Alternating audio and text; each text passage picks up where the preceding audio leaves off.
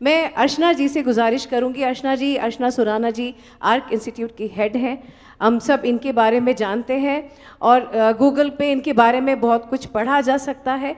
इन्होंने बहुत नए आयाम दिए हैं लड़कियों को बढ़ने के लिए, आगे पढ़ने के लिए। अर्चना जी अपना एक्सपीरियंस बताना चाहेंगे, हमसे शेयर करना चाहेंगी और क्या मैसेज देना चाहेंगी? अर्चना जी। आपने मुझे इस मंच पे बुलाया और यहाँ आसीन किया, उसके लिए बहुत बहुत धन्यवाद। बहुत समय बाद देख रही हूँ कि एक इतना बड़े शांतिपूर्वक एक एक जने बिना कुछ हरकत के, क्योंकि मैं ऊपर से बैठ के देख पा रही हूँ, बड़ी शांति से सब सुन रहे थे इनको।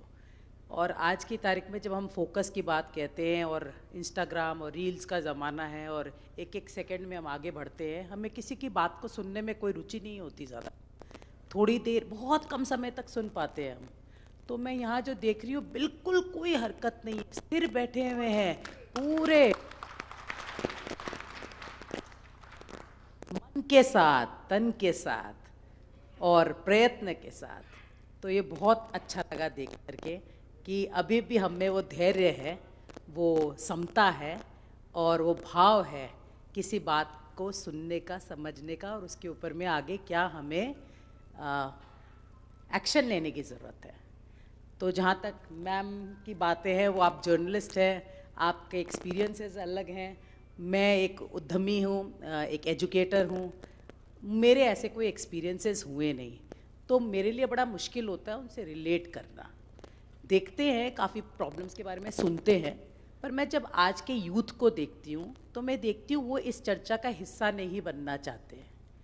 आज का यूथ इस चर्चा का हिस्सा नहीं बनना चाहता, ना वो धर्म की बात करना चाहता है, ना वो रीति रिवाज की बात करना चाहता है।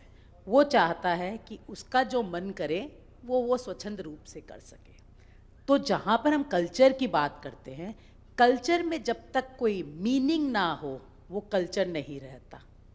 कल्चर वही है जो निरंतरता के साथ रिपीट होता है और जिसे हम बड़े मन से ग्रहण करते हुए आगे चलते हैं। तो आज जब साड़ी पहनने की बात है, मैं आज भी साड़ी पहनी हुई हूँ क्योंकि मुझे उसमें सार नज़र आता है। तो जब तक सार नज़र आएगा हमें किसी चीज़ में, वही हमारे लिए संस्कृति है और कल्चर है। और जब कोई चीज़ थोपी जाती है और उसे किसी रूढ़िवाद के हिसाब से जोड़ा जाता है, तब उसमें कोई सार नहीं रहता और उसका विरोध होता है।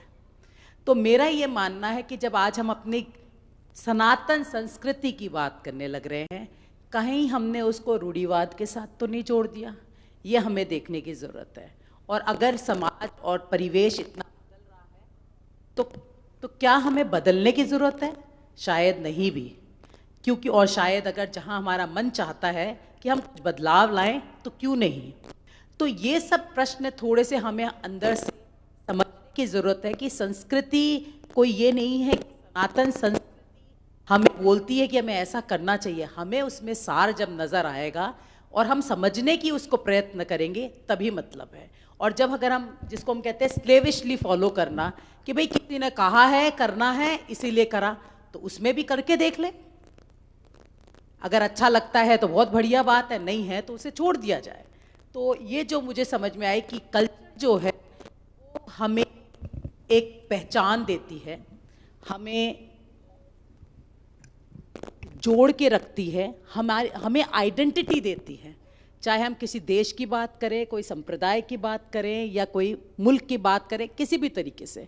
तो कल्चर की जहाँ तक मैम आपने बात करी, तो सनातन धर्म जो है, आई थिंक ये धर्म सबका धर्म है, होने वाली बात है।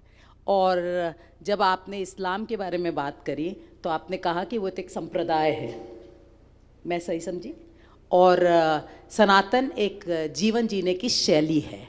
तो अगर एक जीवन जीने की जो शैली जो इतनी उत्तम है, जिसको हमारे ऋषि मुनियों ने, सब लोगों ने एक रिसर्च के माध्यम से, जैसे मैम ने कहा था कि हर चीज़ साइंटिफिकली अंडरस्टूड है, उसके बाद ही उसे, चाहे वो बिंदी लगाना, हमारे अजना चक्र को हम हाथ लगा के उसे हमारा पावर लेते हैं, या जो भी बात है।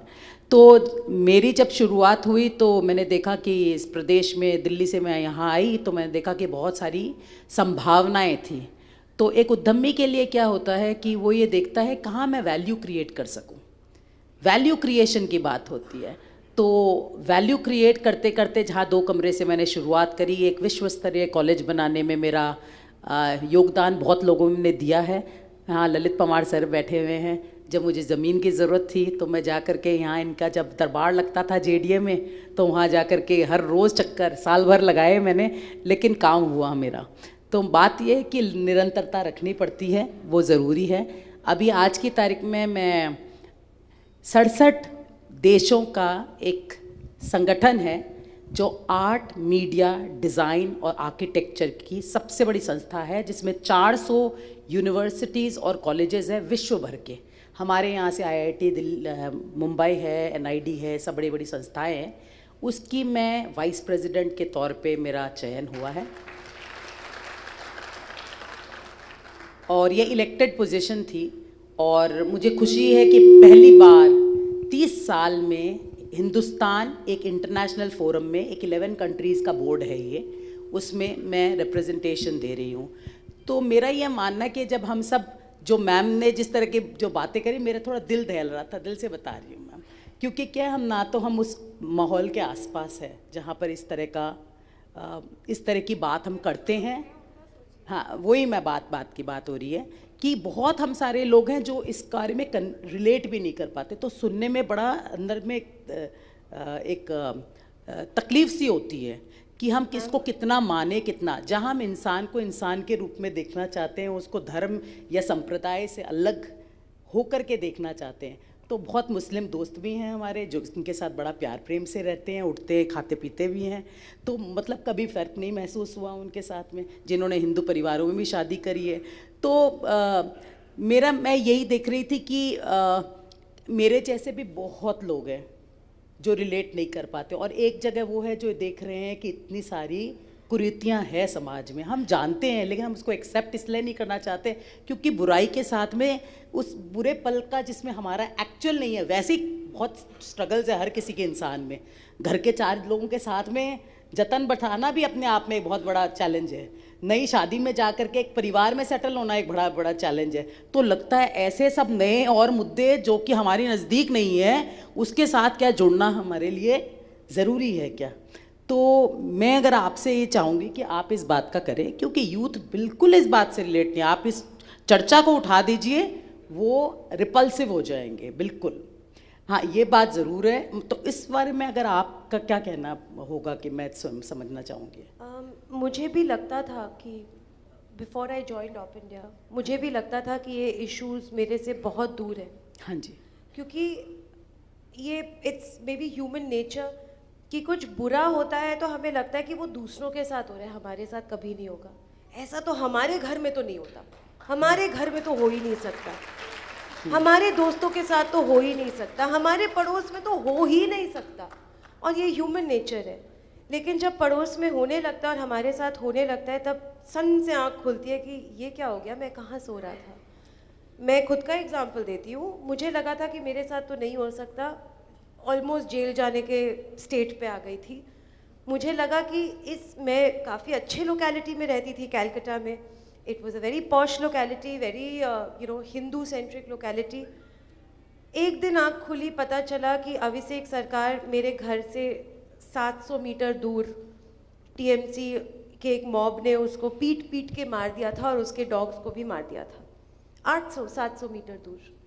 तो ये ह्यूमन नेचर है कि हमें लगता है कि हमारे साथ हो ही नहीं सकता जब तक हमारे साथ हो रहा होता है, और इसका कोई सल्यूशन नहीं है।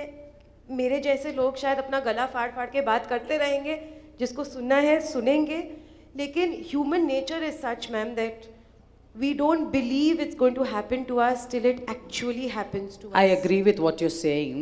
So, but what I'm here about to ask is that, having said that, we see so many challenges around our own ecosystem, whether it is to do with governance.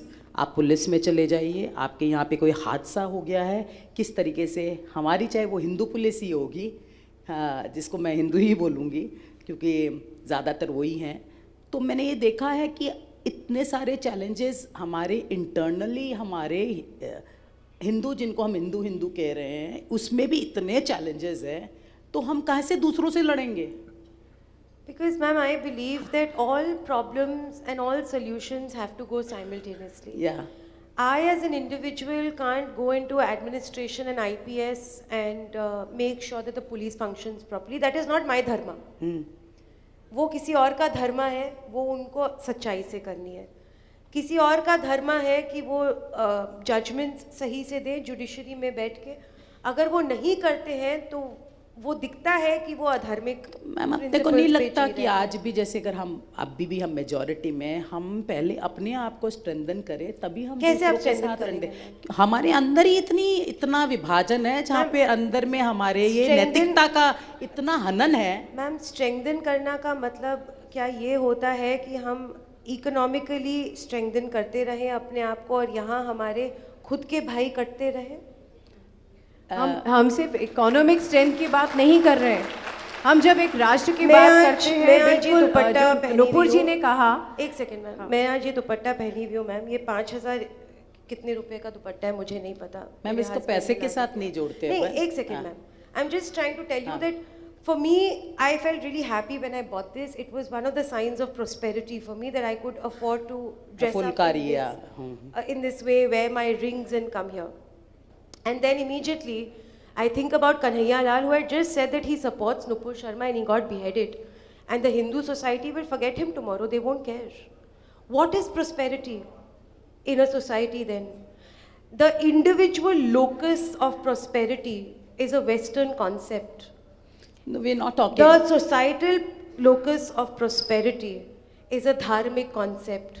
Unless आपके बाजू वाले को खाना नहीं मिल रहा है, आप खा रही हैं और आपको लग रहा है कि मैं अपने समाज की प्रॉब्लम सॉल्व कर रही हूँ, क्योंकि देखिए उसके पास नहीं है, कोई बात नहीं, मेरे पास तो है, मैं भी तो इस समाज की हूँ. अगर सोसाइटी में 70% के पास खाना है, 30% के पास खाना नहीं है, तो ये 70% लोगों की विफलता है. अगर आज मैं यहाँ बैठी हूँ और मेरे फैमिली में कोई मुझे मार नहीं रहा है, मेरे नेबर में मेरा मुसलमान दोस्त मुझे मार नहीं रहा है, लेकिन मुसलमान इस्लाम के नाम पे दूसरे हिंदू को मार रहा है, तो वो मेरी विफलता है अगर मैं चुप रह जाऊँ तो.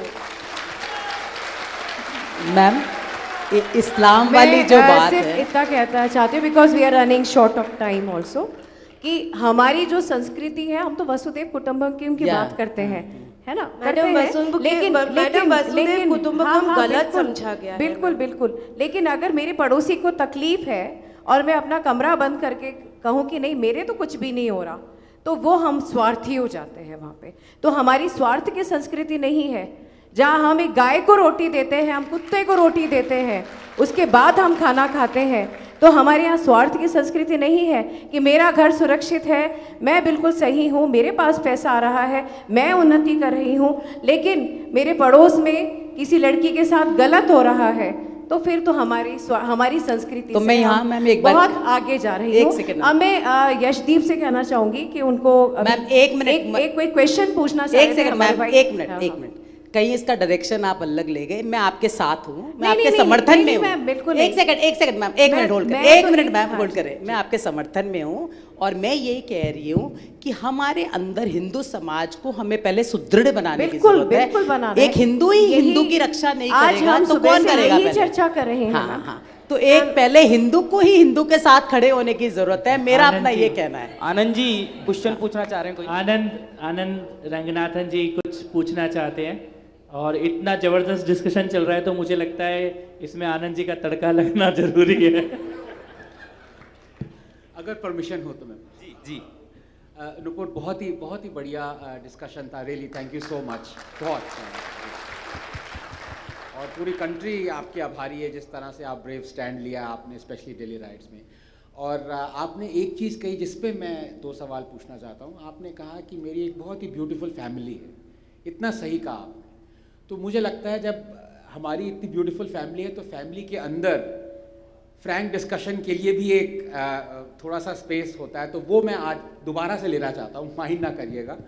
क्योंकि किसी ने कहा है कि 2 एग्जाम्पल मैं लूँगा. जैसे किसी ने कहा है कि हमें तो अपनों ने लूटा, गैरों में कहाँ ये दम था. मेरी कश्ती तो वहाँ डूबी जहाँ पानी कम था। क्या बात। तो इस पे मैं दो चीज़ें कहना चाहता हूँ। एक, आपने गोपाल पाठा की बात करी, आप शायद बहुत लोगों को पता हो ना पता हो, अगर कोलकाता भारत में है आज, अगर करोड़ों हिंदूज बंगाल में हैं, तो वो सिर्फ गोपाल पाठा की वजह से। ये एक फैक्ट है, आपने भी लिखा है इसमें। लेकिन ये भी एक फैक्ट है कि किसी भी टेक्स्ट बुक में पिछले 9 साल में गोपाल पाठा इनकॉर्पोरेट नहीं हुआ है। 60 साल में तो होना ही नहीं था, लेकिन पिछले 9 साल में भी नहीं हुआ है। आरएसएस फंक्शनरी ने गोपाल पाठा को इग्नोर करके उस आदमी को हीरो बनाया जिसके अगेंस्ट गोपाल पाठा लड़े। शेख मुजीबुर रहमान को हीरो बना के कहा, who was part and parcel of the Calcutta direct action rights. और गोपाल पाठा का अभी हाल ही में विकिपीडिया से पेज हटा दिया गया।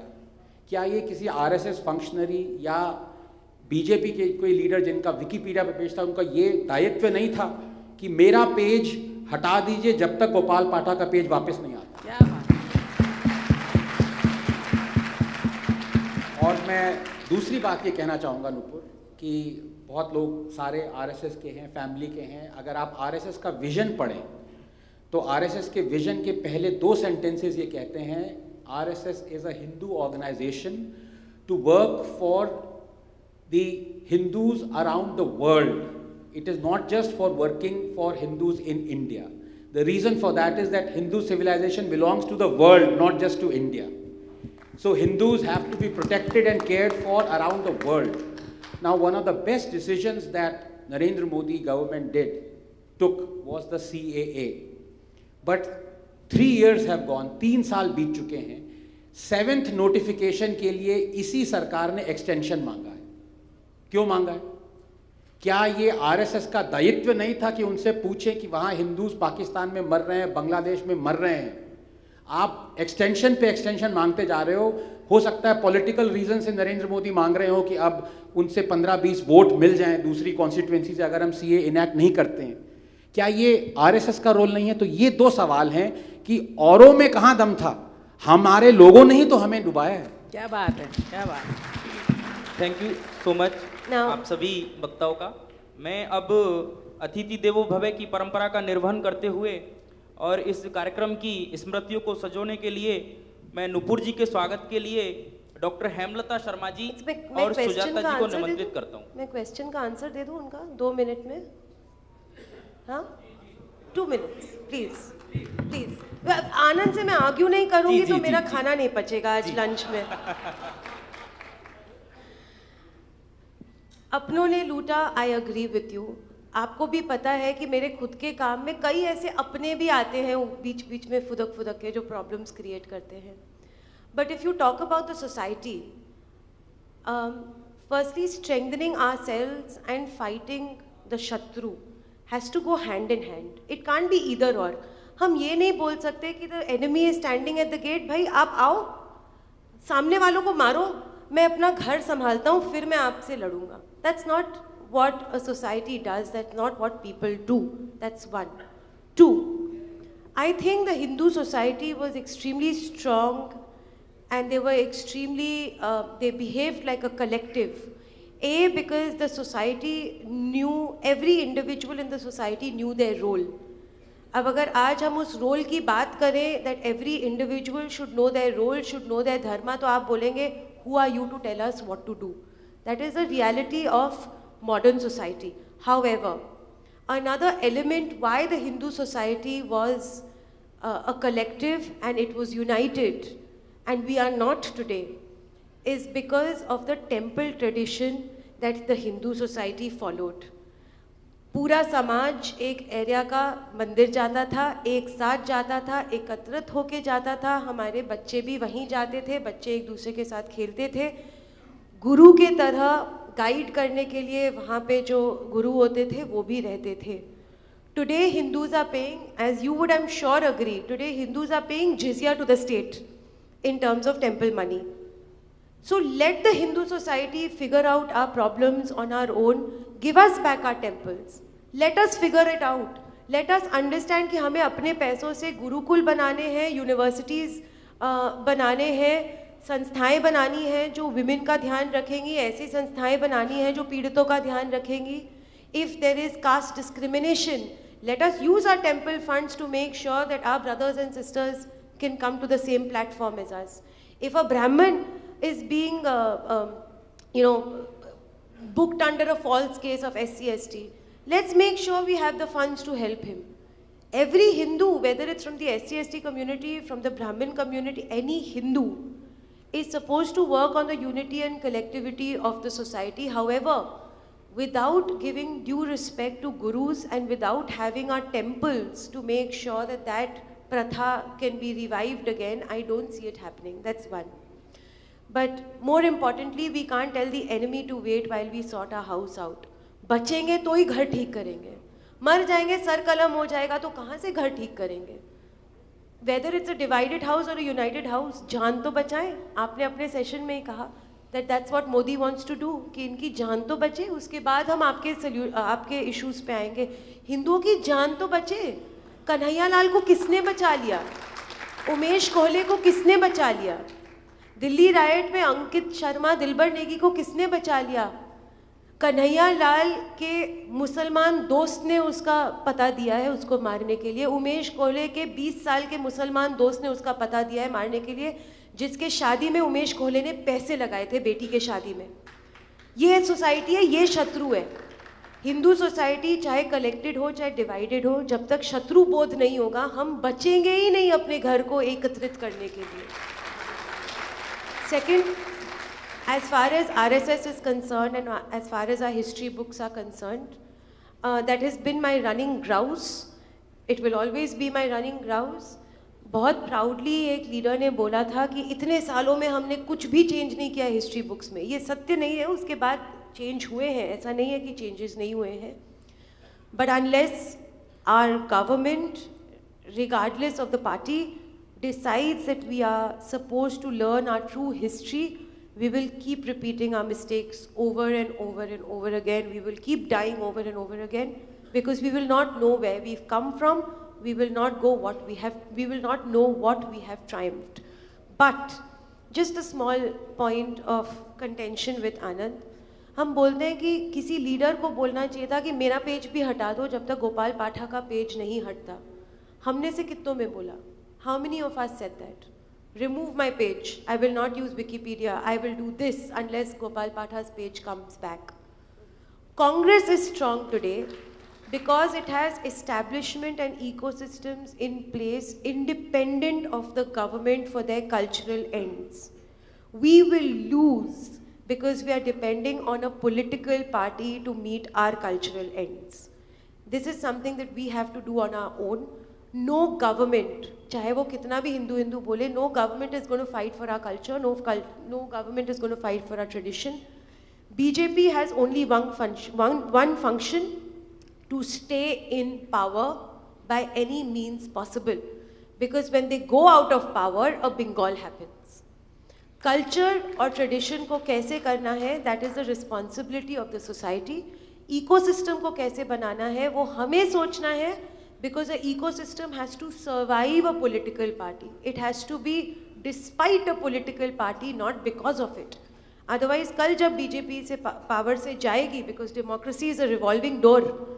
कल जब बीजेपी पावर से जाएगी तो हमारे जितने ecosystems हैं, जितने institutions हैं, सब फिर से भस्म हो जाएंगे. We'll be at zero all over again. So institutions and ecosystems, Anand sir, is made of people like you and me and what we do. Not Modi and Shah. बहुत बहुत धन्यवाद आपका माननीय नुपुर जी. आपने बहुत ही सारगर्भित और तथ्यपरक बातें इस विषयानुसार की. अब मैं इस सत्र को आगे बढ़ाते हुए नुपुर जी के स्वागत के लिए श्रीमती हेमलता शर्मा जी और सुदाचा दी पारिक को मैं बुलाना चाहूँगा.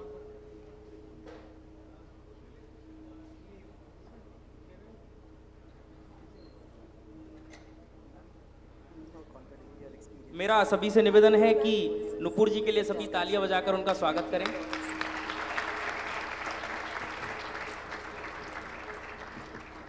इसी क्रम में हमारी अतिथि माननीय अर्चना जी का स्वागत करने के लिए मैं डॉक्टर सीमा जोशी जी को बुलाना चाहूँगा. वो आप यहाँ आएँ, और उनके साथ में डॉक्टर मनीषा शर्मा जी।